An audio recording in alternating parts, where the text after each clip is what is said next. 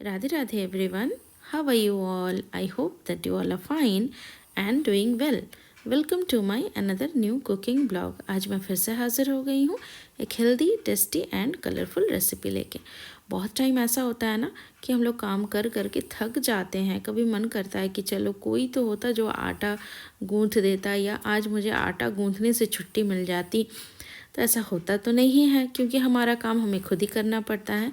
इस वजह से ना मैं आज एक शॉर्टकट रेसिपी लेके आई हूँ, जिसमें हमें आटा गूँथने की या रोटी या पराठे बेलने की ज़रूरत नहीं है। हेवी नाश्ता या खाना बन जाएगा, जिससे खा कर हमारा पेट बहुत देर के लिए फुल रहेगा। इसे आप ब्रेकफास्ट में, डिनर में या बच्चों के टिफ़िन में भी पैक कर पाएंगे। इसके लिए मैंने यहाँ पर लिया है 1.5 कप गेहूं का आटा। उसमें मैंने मिला दिया है हाफ़ टी स्पून से थोड़ा सा ज़्यादा नमक, और आटे और नमक को मैं सूखा ही अच्छे से मिक्स कर रही हूँ। इसके साथ ही मैं इसमें डालूंगी अजवाइन। अजवाइन का अगर पाउडर है तो वो डालें, अदरवाइज़ हाथों से क्रश करके डालें। मैंने हाफ़ टी स्पून जितना यहाँ पर अजवाइन डाला है, और 1/4 टीस्पून के जितना कलौंजी, मंगरेल या फिर काला जीरा। इसके साथ ही मैं यहाँ पर प्याज डाल रही हूँ। एक मीडियम साइज़ का प्याज मैंने फाइनली चॉप कर लिया था, वो मैंने इसमें डाला है। प्याज डालने से ना इसका टेस्ट बहुत बढ़ जाता है। साथ ही मैंने डाला है half teaspoon finely chopped अदरक, half teaspoon finely chopped लहसुन और half teaspoon finely chopped हरी मिर्च। अगर आप तीखा बहुत ज़्यादा नहीं खाते हैं और तो आप ऐसी स्थिति में हरी मिर्च को स्किप कर सकते हैं या कम कर सकते हैं। साथ ही मैं इसमें पानी मिलाकर अब सारे चीज़ों को एक साथ मिक्स करूँगी, लेकिन एक बार में ना सारा पानी आप ना मिलाएं, क्योंकि एक बार में अगर हम पानी पूरा मिला देंगे ना तो फिर हमारा जो बैटर बनेगा उसमें लम्स आ जाएंगे, और लम्स आएंगे तो हमारा नाश्ता या खाना जो भी है वो अच्छे से नहीं बनेगा। तो थोड़ा थोड़ा करके पानी मिलाकर आप इसे मिक्स कर लें। अब हमारा आटा और जो है वो सारे सब्ज़ी मसालों के साथ अच्छे से मिक्स हो गया है, लेकिन बैटर अभी तक पूरा रेडी नहीं हुआ है।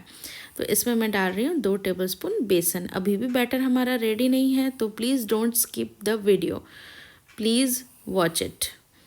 तो इसके साथ ही हम क्या करेंगे ना, बेसन को अच्छे से आटे के साथ पहले मिक्स कर लेंगे। कम से कम 1 से 2 मिनट के लिए बैटर जब हमारा बन जाएगा, उसके बाद हमें इसे अच्छे से बीट कर लेना है। तो हम बीट कर लेंगे ना तो फिर हमारा जो नाश्ता बनेगा वो बहुत ही टेस्टी और अच्छा बन के तैयार हो जाएगा। तो देखिए अभी बैटर बहुत मोटा है, लेकिन अब मैं इसमें डाल रही हूँ 1/4 टीस्पून रेड चिली फ्लेक्स। इससे बहुत ज़्यादा चटपटा बनेगा हमारा नाश्ता। और साथ ही मैंने 1.5 टेबल स्पून के जितना हरा धनिया काट के इसमें मिलाया है। धनिए और रेड चिली फ्लेक्स को सबसे लास्ट में मिलाएं तो इसका टेस्ट और बढ़ जाता है नाश्ते का। फिर हम इसमें मिला रहे हैं पानी, क्योंकि अभी इसकी कंसिस्टेंसी कंप्लीट नहीं हुई है जितना हमें चाहिए। तो देखिए अब पानी मिला लिया है, 1 मिनट तक मैंने इसे फेंट लिया है, और इसकी कंसिस्टेंसी आप चेक कर लीजिए। अगर आप सारा सामान चॉप करके रेडी रखते हैं तो बैटर को बनाने में हार्डली 3 से 4 मिनट का समय लगता है। तो अब मैंने तवा ले लिया है, ये नॉन स्टिक तवा है। आप भी कोशिश करें कि नॉन स्टिक या हार्ड एनोडाइज में बनाएं। तो तवा को मैंने गरम किया और उस पर ऑयल, घी, बटर जो आप चाहें उसे आप ग्रीस कर दें। तो लगा दिया है मैंने यहाँ पर बटर, और फिर मैंने 1 लैडल बैटर लेके इसमें छोड़ा है। अभी गैस का फ्लेम जो है वो लो फ्लेम पे है, अभी हम हाई फ्लेम पे नहीं करेंगे। धीरे धीरे जब देखिए ये जो ऊपरी सतह है ये जब धीरे धीरे सूखने लगेगा, ड्राई होने लगेगा, तो हम इस पर थोड़ा सा ऑयल ब्रश कर देंगे, या इस तरीके से और तेल के छींटे गिराकर फिर उसे ब्रश कर देंगे। तो हमारा ऑयल जो है अब ब्रश हो चुका है इसके ऊपर। अब हम इसे पलट देंगे, और पलटने के साथ ही हम गैस के फ्लेम को भी मीडियम कर देंगे। हाई फ्लेम पे नहीं रखना है, मीडियम फ्लेम पे करके ही बनाएं। तो चूँकि ये मतलब गीला आटा है ना, तो फिर अच्छे से ये अंदर तक पक जाएगा। इसे आप पराठा कहें, चिला कहें, जो भी कहें, इसे एक को बनाने में कम से कम 2 से 3 मिनट का समय लगता है। देखिए ये कितने सॉफ्ट बन के तैयार हुए हैं। देखिए मैं मोड़ रही हूँ फिर भी ये बिल्कुल सॉफ्ट है। तो ये तो हुआ एक तरीका। अब इसी से हम बच्चों के लिए उनका फेवरेट कैसे बनाएं ये मैं आपको दिखा रही हूँ। देखिए मैंने तोड़ा तो भी कितना सॉफ्ट है।